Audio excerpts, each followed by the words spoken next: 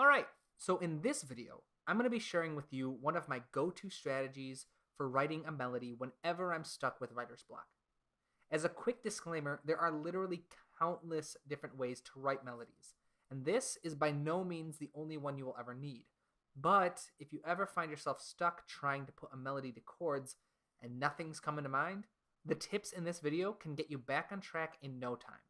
So let's jump right in. The chord progression we'll be working with in this video is C major, E minor, A minor, F major 7, and then G major. And then it repeats itself, so it plays through 2 times. Let's give it a quick listen.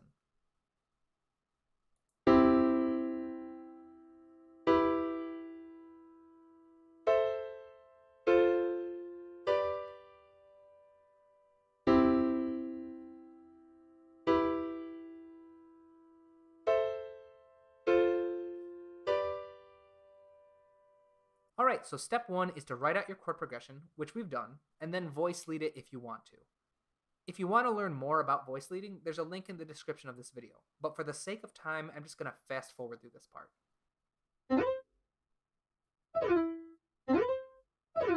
Now step 2 is where we're going to start working with the melody. We're going to go through each of our chords and write 1 or 2 notes from each chord above them. You can add more or less or even omit some of the chords if that's what you really feel like doing. Because remember, at the end of the day, this is your music and you can do whatever you want to do with it. But as you're deciding which note to put above the chords, it can be really helpful to remember that each note of a chord has its own personality. And the personalities you use the most are going to color the overall feel of your melody. The root note, or bottom note of every chord in its root/original position, is very sturdy and reliable. It helps declare the presence of its chord and forms a solid foundation for any melody. The third, or middle note of any chord in the root position, is a very emotional note. This is the note that makes the difference between a major and a minor chord.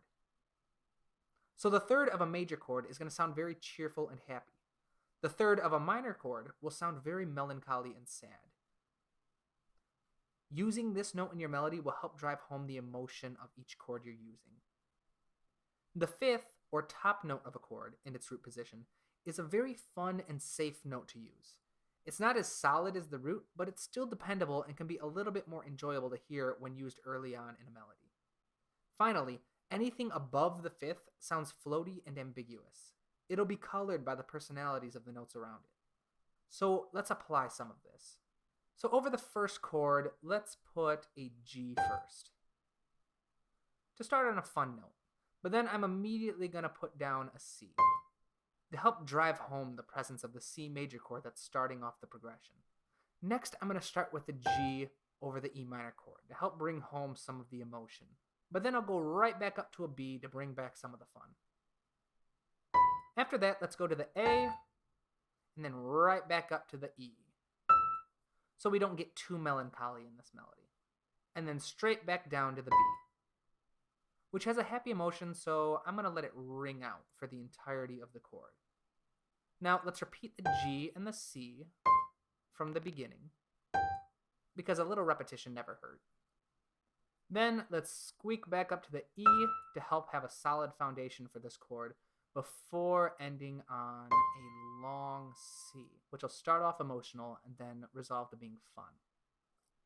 And I'm going to leave the last measure blank, nothing above this chord.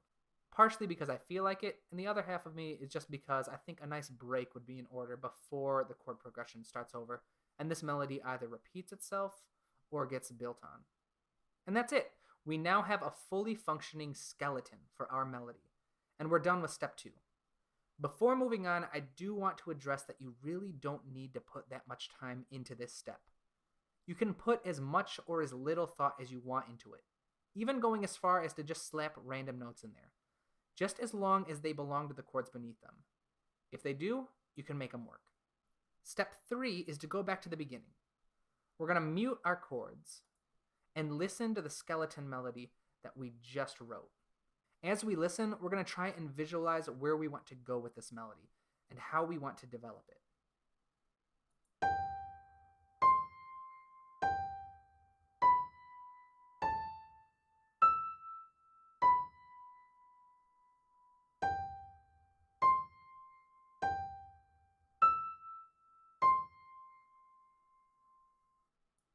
Don't worry if nothing came to you on your first listen. You can replay it as many times as you want, or you can even just say, screw this, I'm going to keep working and just trust that I'll make something work. Either way, it's time to move on to step 4.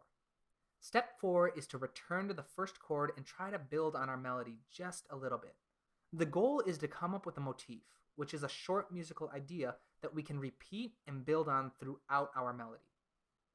It's at this point where you don't need to worry so much about staying within your chords.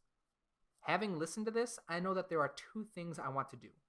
1, I want to add a little syncopation, which is just a fancy way of saying I want to start on beat 2 instead of beat 1, because I think I want the chord to be played before the melody starts.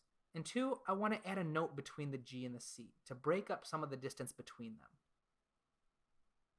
So first, I'm going to shorten this G so that it starts on the second beat. Then I'm going to shorten the C so I can add a B between the 2 of them. Why a B? Because I felt like it. Let's give it a quick listen. I think that'll work. That's going to be our motif for this video.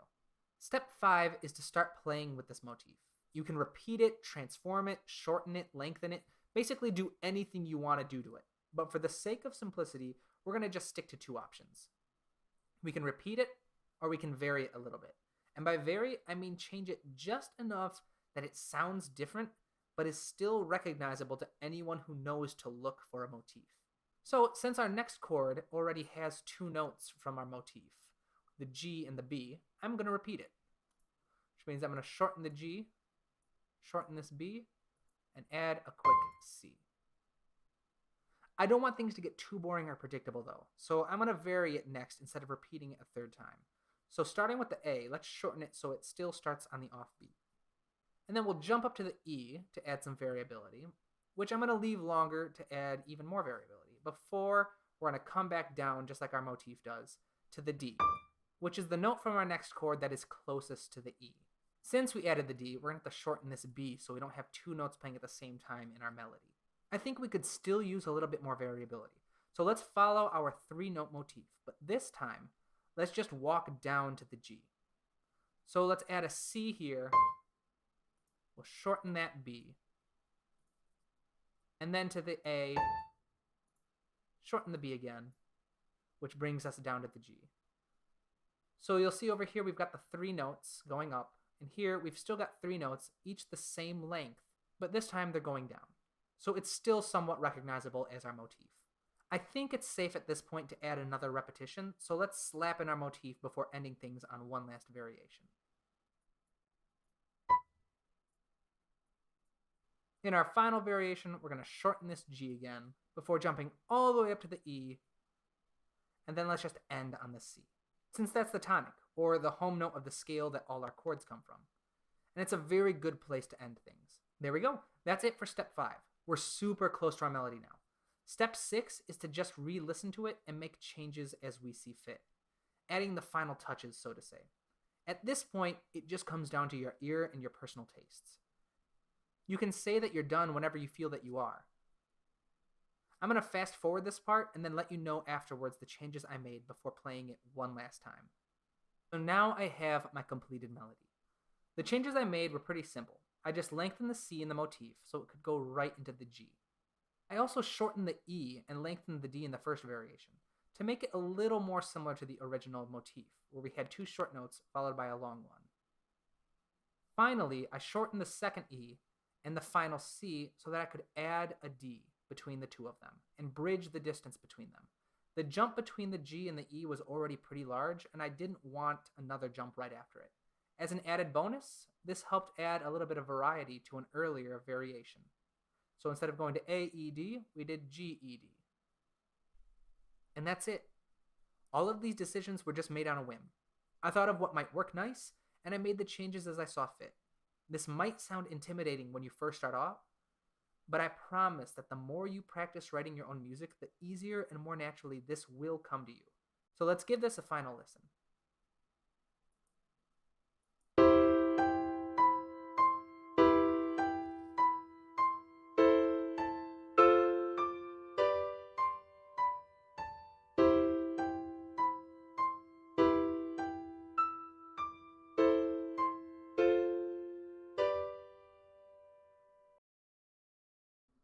So thanks for watching this video. There are detailed notes on everything we discussed in the description of the video, in case you'd like to copy and paste them for future reference. If you enjoyed the video, please leave a like and subscribe to my channel. If there's anything else you'd like to see in future videos, just let me know in the comments. But for now, have a great day and keep on writing.